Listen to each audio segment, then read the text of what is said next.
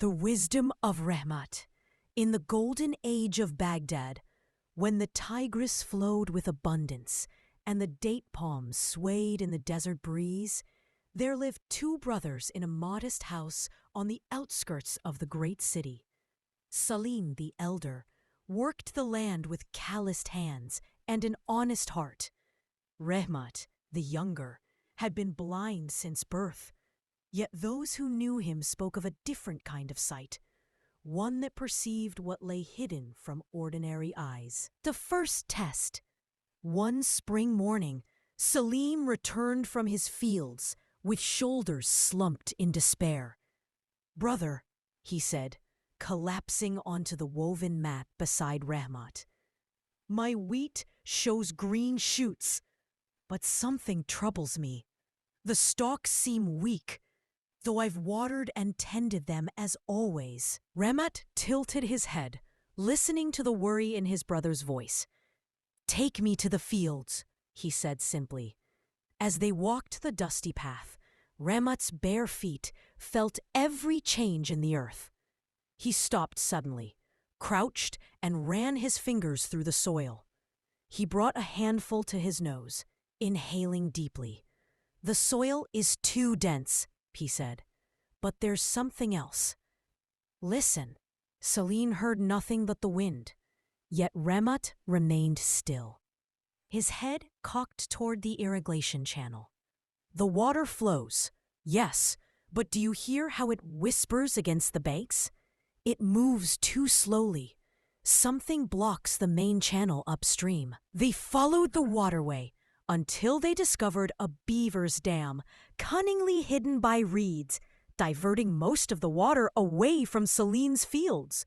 Once cleared, the crops received their full share, and by harvest, Salim's wheat stood tall and golden. The caravan's warning. Word of Rehmat's perception spread through the markets of Baghdad. People began seeking his counsel, and he never asked for payment, though grateful visitors left dates, honey, and silver coins at his door. The Kohinoor, a diamond's journey through empire. The morning sun broke over Golconda in the 16th century, casting light upon the mines that would yield one of history's most legendary gemstones. Deep within the earth, amid the sweat and toil of countless laborers, a diamond of extraordinary size emerged, raw, uncut, and destined to become the symbol of imperial power itself. The stone that would become known as the Kohinoor, meaning Mountain of Light in Persian, began its documented journey in the hands of the Kakatiya dynasty. Legend whispers that the diamond existed even earlier, perhaps adorning the peacock throne of Krishna himself, though history's certainty begins only when it entered the Mughal treasury. The diamond weighed an impressive 186 carats in its original form, catching light like captured starfire. Emperor Babur, founder of the Mughal Empire, made the first historical reference to the stone in his memoirs, the Baburnama. He described it as valuable enough to feed the entire world for 2 days, a testament to its incomparable worth. The diamond passed through Mughal hands like a talisman of authority, from Humayun to Akbar, each emperor recognizing that possessing such a stone meant possessing legitimacy itself. The Kohinoor's fate took a dramatic turn in 1739, when Nader Shah of Persia invaded Delhi. The sacking of the Mughal capital was brutal and methodical. When Nader Shah discovered that the defeated emperor Muhammad Shah had hidden the diamond in his turban, he orchestrated an elaborate ruse. At a victory celebration, he proposed the custom of exchanging turbans as a gesture of eternal friendship. Muhammad Shah, trapped by protocol and defeat, could not refuse. Later that evening, when Nader Shah unwound the turban in private, the diamond tumbled into his hands. Kohinoor, the diamond's journey continued eastward to Persia, but its stay proved brief. After Nader Shah's assassination in 1747, the stone fell into the hands of his general, Ahmad Shah Durrani, who founded the Durrani Empire in Afghanistan. For decades, it remained in Afghan possession, passing through intrigue and murder, each succession marked by bloodshed. The curse that supposedly afflicted male owners seemed to prove itself repeatedly. Death and misfortune shadowed every man who claimed it. In 1813, the diamond returned to the Indian subcontinent when Shah Shuja Durrani fled Afghanistan for Lahore, seeking refuge with Maharaja Ranjit Singh. The price of sanctuary was steep, the Kohinoor itself. Ranjit Singh, the Lion of Punjab, understood the diamond's symbolic power. He wore it on his arm during public appearances, and it became synonymous. The diamond's journey continued eastward to Persia, but its stay proved brief. After Nader Shah's assassination in 1747, the stone fell into the hands of his general, Ahmad Shah Durrani, who founded the Durrani Empire in Afghanistan. For decades, it remained in Afghan possession, passing through intrigue and murder, each succession marked by bloodshed. The curse that supposedly afflicted male owners seemed to prove itself repeatedly. Death and misfortune shadowed every man who claimed it. In 1813, the diamond returned to the Indian subcontinent when Shah Shuja Durrani fled Afghanistan for Lahore, seeking refuge with Maharaja Ranjit Singh.